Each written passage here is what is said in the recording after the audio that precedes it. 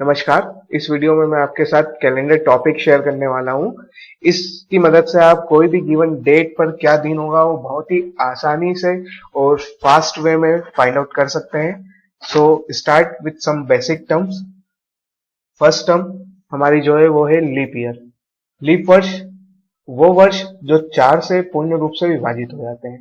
ऐसे सारे वर्ष जो 4 से विभाजित हो जाते हैं वो हमारे लीप वर्ष कहलाते हैं। लीप ईयर में 366 डेज होते हैं। जो हमारा फेब का मंथ होता है उसमें 29 डेज होते हैं। कुछ एग्जाम्पल है लीप ईयर के, जैसे 1804, 1928, 2008, 2020। ये सारे वर्ष 4 से पूर्ण रूप से विभाजित हो जाते हैं। ये सारे लीप ईयर होंगे। लीप ईयर के बाद आती है बारी हमारी शताब्दियों की। तो अगर देखा जाए शताब्दी का, अगर हमें चेक करना है कि वो लीप ईयर होगी या नहीं होगी, तो वहां पर हमें 4 से डिवाइड नहीं करना है। शताब्दी जो सेंचुरी होती है उसे हमें 400 से डिवाइड करके चेक करना है। अगर वो 400 से डिविजिबल है तो वो लीप सेंचुरी होगी। जैसे 1600, 1200, 2000, 2400, ये सारी सेंचुरीज जो है ये सेंचुरी लीप ईयर भी होती हैं। 1800, 1900, 1700, ये जो सेंचुरीज है ये 4 से विभाजित हो जाएगी। 4 से, 400 से नहीं, इसलिए ये लीप ईयर नहीं कहलाएंगी। उसके बाद नेक्स्ट टर्म हमारी आती है ऑर्डिनरी ईयर, सामान्य वर्ष। सामान्य वर्ष में 365 दिन होते हैं। वो वर्ष जो 4 से पूर्ण रूप से विभाजित नहीं होता है वो हमारा सामान्य ईयर होगा। उदाहरण के तौर पर 1802, 1930, 2006, 2019। Odd day. ऑड डे होते हैं जब हम कुछ नंबर ऑफ डेज जो हमें गिवन है, गिवन नंबर ऑफ डेज को हम जब 7 से विभाजित करते हैं, 7 से विभाजित करने के बाद जो रिमाइंडर लेफ्ट होता है वो हमारा ऑड डेज कहलाते हैं। एग्जाम्पल के तौर पे लेते हैं 365। अगर हम एक ऑर्डिनरी ईयर की बात करें जिसमें 365 दिन होते हैं, और जब हम 365 को 7 से अगर विभाजित करते हैं तो 365 को 7 से विभाजित करने पे हमें जो रिमाइंडर मिलता है वो 1 मिलता है। इसका अर्थ ये है कि हमारा एक सामान्य वर्ष में एक ऑड डे होता है। अगर हम लीप ईयर की बात करेंगे तो लीप ईयर में हमारे 2 ऑड डे मिलेंगे हमें। उसके बाद फॉर्मूला जिसकी मदद से हम कैलकुलेट करेंगे कि पर्टिकुलर डेट पे क्या दिन होगा। तो फॉर्मूला कुछ इस प्रकार है, लास्ट 2 और 3 digit of the year plus date plus month code plus last 2 और 3 digit of year divide by 4। इन सबको हमें प्लस करना है।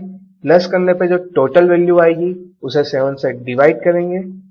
ओके, अब फॉर्मूले में लिखा है लास्ट 2 और 3 डिजिट ऑफ ईयर। तो हमें कब 2 डिजिट्स लेनी है ईयर की और कब हमें 3 डिजिट लेनी है वो आइए देखते हैं।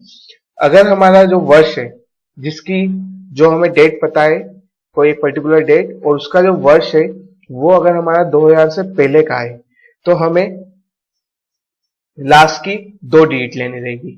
और अगर हमारा जो वर्ष है वो 2000 से 2099 के बीच का है तो हमें लास्ट 3 डिजिट लेनी रहेगी और उन 3 डिजिट में हमें 100 को प्लस करना रहेगा। ओके, यहां पर एक और चीज है, लास्ट 2 और 3 digit of year divide by 4।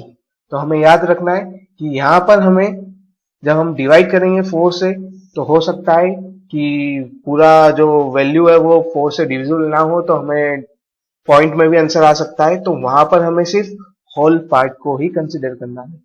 वहां पर हमें डेसिमल के बाद वाला जो पार्ट है, जो नंबर्स है, उनको कंसिडर नहीं करना है और सिर्फ हमें होल पार्ट को ही कंसिडर करना है। उसके बाद कुछ चीजें जो हमें याद रखनी है, अगर ईयर हमारा 1900 के पहले का होता है, 19th सेंचुरी के पहले वाले वर्षों के लिए हमें यह करना है, अगर हमारा जो ईयर है वो 19th सेंचुरी के पहले का है तो जो गिवन सेंचुरी है, हो सकता है वो 18th सेंचुरी, 17th सेंचुरी, कोई भी सेंचुरी की डेट हो सकती है। उस केस में हमें जो सेंचुरी हमारी है जिसकी हमें डेट पे क्या दिन होगा वो कैलकुलेट करना है, तो उस सेंचुरी को हमें 400 से डिवाइड करना है। डिवाइड करने के बाद जो रिमाइंडर आएगा उस रिमाइंडर के अकॉर्डिंग हमें फाइनल आंसर में कुछ ऐड करना रहेगा, एक नंबर ऐड करना रहेगा। तो देखते हैं, अगर रिमाइंडर हमारा 300 आता है तो हमें 0 ऐड करना है, अगर रिमाइंडर 200 आता है तो हमें 2 ऐड करना है, अगर रिमाइंडर हमारा 100 आता है तो we have to add 4 and if remainder is 0 we have to add 6। कैसे बताता हूं। जैसे अगर आपका मान लीजिए 18th सेंचुरी है, तो 18th सेंचुरी 1800 को जब आप 400 से डिवाइड करेंगे तो आपका रिमाइंडर आता है 200। तो आपको जो फाइनल आंसर है उसमें 2 ऐड करना रहेगा। Okay.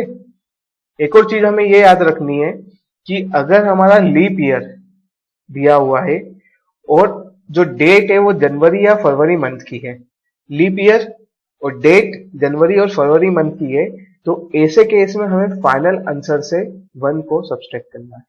We have to subtract 1 from the final answer in case of leap year and date of the month Jan and Feb. Now month and day code ये याद रखना बहुत जरूरी है। तो ये हमारे मंथ कोड है।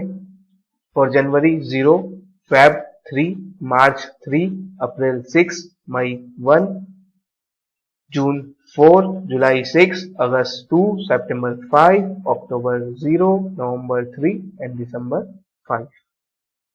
These are the day codes. For Sunday 0, Monday 1, Tuesday 2, Wednesday 3, Thursday 4, for Friday 5 and for Saturday 6. So keep this code in your mind. Now let us take some examples to understand कि हमें किस तरह से फॉर्मूले का use करके, इन codes का यूज करके फाइंड आउट करना है कि पर्टिकुलर डेट पे क्या डे होगा। तो कुछ एग्जांपल लेते हैं। First example is 12 January 1863। We have to find the day for the date 12th January 1863। तो ये हमारा फॉर्मूला है जिसका हमें यूज करना है।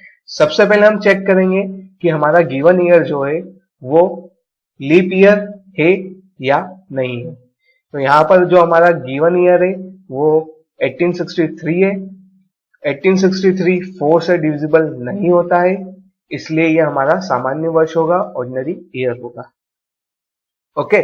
Now the next step is last 2 और 3 डिजिट ऑफ ईयर। अब हमें लास्ट की 2 डिजिट लेनी है या 3 डिजिट लेनी है, चूज करनी है ईयर की। तो ईयर हमारा 1863 है। हमारा जो ईयर है वो 2000 के पहले का है। 2000 के पहले का अगर ईयर है तो हमें ईयर की लास्ट की 2 डिजिट ही लेना रहती है। तो यहां पर हम क्या लेंगे, 1863 में से 63। Okay. Now the next step, last 2 और 3 डिजिट डिवाइडेड बाय 4। तो जब हम 63 को 4 से डिवाइड करेंगे, when 63 is divided by 4, तो 63 परफेक्टली डिविजिबल तो नहीं होता है 4 से। जब हम उसको डिवाइड करेंगे 63 को 4 से तो 15 पॉइंट समथिंग आंसर आएगा हमारा। It will come out 15.75। Okay. तो यहां पर हमें सिर्फ होल पार्ट ही लिखना है, हमें यहां पर जो फ्रैक्शन में डेसिमल पार्ट है वो नहीं लिखना है। तो हम सिर्फ यहां पर 15 ही लिखेंगे। Then next step is date. The date is 12th of Jan, तो हम यहां पर 12 लिख देंगे। उसके बाद हमें मंथ कोड देखना है। तो मंथ कोड हमें मंथ कौन सा दिया है, जनवरी दिया है। तो अगर हम देखें तो जनवरी के लिए जो हमारा मंथ कोड होता है वो क्या होता है, 0। तो यहां पर हमारा मंथ कोड हो जाएगा 0। बस हमें अब चारों वैल्यूज हमारी आ गई है, अब इन्हें हमें बस फॉर्मूले में रखना है। तो इनको हम फॉर्मूले में रख के देखते हैं। 63 plus 15 plus 12 plus 0, this total divide by 7। So 63 plus 15 plus 12 is 90। 90 divide by 7। So 90 divide by 7, 90 को हम 7 से डिवाइड करेंगे, 7 से डिवाइड करने के बाद हमें रिमाइंडर देखना है, रिमाइंडर क्या बचता है। The reminder is 6। When 90 is divided by 7 we get remainder 6। अब यहाँ पर हमें ये भी देखना है कि हमारा जो सेंचुरी है वो 18th सेंचुरी है। तो जैसा मैंने कहा था, अगर 19th सेंचुरी के पहले की कोई सेंचुरी गिवन है तो वहां पर हमें 400 से डिवाइड करना है। तो यहाँ पर हमें वही चीज करना रहेगी। 18th सेंचुरी है, इसलिए 1800 को जब हम 400 से डिवाइड करते हैं तो हमें रिमाइंडर 200 आता है। इट मीन्स हमें जो हमारा फाइनल आंसर रिमाइंडर आया है 6, उसमें 2 ऐड करना पड़ेगा। सो एड 2 और एडिंग 2 to 6 we get 8। अब 8 को हम वापस 7 से एक बार और डिवाइड करेंगे। अगर 7 से वैल्यू बढ़ जाती है या 7 आती है तो उसको हमें फिर से डिवाइड करना रहेगा। तो यहाँ पर हम डिवाइड करेंगे, then 8 डिवाइड बाय 7। फिर हमें देखना है रिमाइंडर कितना आता है। Reminder is 1। Now the final reminder is 1। उसके बाद हमें हमारे कोड्स देखने हैं। तो हमारे अगर कोड्स देखें, डे कोड्स, तो 1 इज फॉर मंडे। सो 12 जनवरी 1863 को मंडे रहेगा, होगा। Okay, take some more example. The second example is 10 Feb 1988. So this is the formula. First step to check whether the year is leap year or not. So when 1988 is divided by 4, पूरा divisible होता है, it means it is a leap year. The next step, last 2 or 3 digit, 2000 से पहले वाला वर्ष है इसलिए हम आखिरी की 2 डिजिट लेंगे। Then लास्ट 2 डिजिट और 3 डिजिट जो हमने ली है उसको 4 से डिवाइड करेंगे। When 88 is divided by 4 we get 22। Then date, the date is 10th of Feb, तो 10, date is 10। Then month code, तो मंथ कोड के लिए हमें टेबल से वैल्यूज याद रखनी है। February, for February the code is 3। Now using formula, substituting all the values, 88 plus 22 plus 10 plus 3 divided by 7, it gives 123 divided by 7। So we have to divide 123 by 7. When we divide 123 by 7 we get 4 as remainder। Okay, now the given century is 19th century, so we don't have to divide the century by 400, but the given year is a leap year and the date है वो भी Feb की है।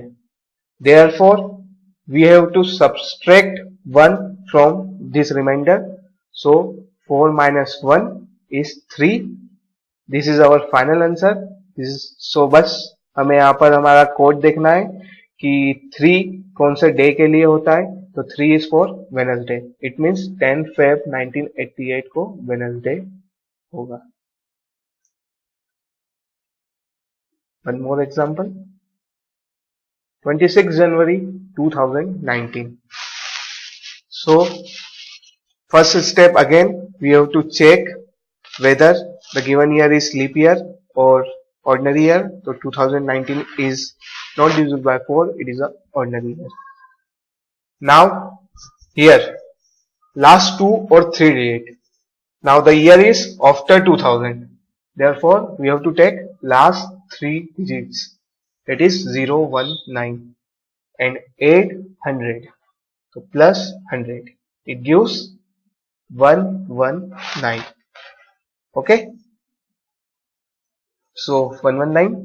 now when 119 divided by 4, when 119 divided by 4, 29, the whole part is 29। then date is 26 and month code, so the month code for January is 0। now using formula, 119 plus 29 plus 26 plus 0 divided by 7. It gives 174 divided by 7. Now हम 174 को 7 से divide करेंगे और check करेंगे हमारा reminder क्या आता है. When 174 divided by 7 we get 6 as reminder. तो हमारा रिमाइंडर यहाँ पर 6 आ गया. अब हमारा यहाँ पर लीप ईयर भी नहीं है, ना ही हमारा यहाँ पर जो सेंचुरी है वो 19th सेंचुरी के पहले की है. तो this is our final answer. और जो रिमाइंडर है वो 6 आया है. तो हमें बस हमारे कोड्स चेक करने हैं, जो हमारे डे कोड्स होते हैं. तो यहाँ पर हम हमारे डे कोड को देखेंगे. तो जो 6 है वो सैटरडे का होता है, इसलिए 26 जनवरी 2019 को सैटरडे था. सो एक बार अगर आप प्रैक्टिस कर लेते हैं तो काफी आसानी से और काफी जल्दी आप फाइंड आउट कर सकते हैं कि कौन सी डेट पे क्या डे होंगे. मैं कुछ और एग्जांपल बताता हूं जिसमें हम डायरेक्ट सिर्फ वैल्यूज लेके सॉल्व करेंगे. मैं स्टेप बाय स्टेप नहीं बताऊंगा. इन अ सिंगल लाइन भी आप without using pen and paper आप माइंड में भी सोच के कैलकुलेट कर सकते हैं कि कौन सा डे होगा. Let us take some more example. These are year code, month code, sorry, and these are day code. So take first example, 21st September 1991. So what is first step? You have to check leap year or not. This is not a leap year. Okay. The next is last 2 or 3 digit. So the year is before 2000, last 2 digit, that is 91. Then 91 divided by 4. When 91 is divided by 4, we have to write only whole part. So 91 divided by 4, 22 times 4 is 88. So whole part is 22. So we have to write 22. Then what is the date? Date is 21 plus 21 plus the month code for September. The month code for September is 5. So write 5. This value divided by 7. Sum of these values 139 divided by 7. When 139 divided by 7, you get 6 as remainder, and the answer is Saturday. Because this is not a leap year and not year before 1900. Another example, 16 Feb 1880. Now this is leap year. Okay, keep in mind कि ये leap year है. Now the year before 2000, therefore last 2 digit, that is 80. Then 80 divided by 4, whole part is 20. Plus date, that is 16, and code for Feb is 3. The value divided by 7, 119 divided by 7. When 119 divided by 7, 0 is the remainder. Okay. Now because this is 18th century, ठीक है, date जो है 19th century के पहले है, तो for 18th century you have to add 2. So because जब 1800 को 400 से डिवाइड करेंगे तो 200 आएगा. 200 के लिए हमें 2 ऐड करना है, तो 0 plus 2 and the date, year जो है लीप ईयर है और डेट है फेब का, इसलिए -1 भी करना पड़ेगा. सो 2 - 1 इज 1 एंड 1 मीन्स मंडे. काफी आसान है. अगर एक बार आप प्रैक्टिस कर लेंगे तो आप बहुत ही इजीली और बहुत ही जल्दी कैलकुलेट कर सकते हैं. This is the last example, 18 April 2020. Now 2020 is a leap year. Okay. After 2000, therefore we have to take last 3 digit, which is 020, then 800. So write 120. 120 when divided by 4 gives 30 whole part. The date is 18. The code for April is 6. 120 plus 30 plus 18 plus 6 divided by 7. It gives 174 divided by 7. When 174 is divided by 7, we get 6. Now leap year है, but जो month है, वो जो date है वो ना तो Jain month की है ना फेब मंथ की है. Therefore हमें इसमें कुछ भी करने की जरूरत नहीं है, हमारा फाइनल आंसर होगा. So our answer is Saturday. So thank you for watching the video. Please like, share and subscribe. Thank you.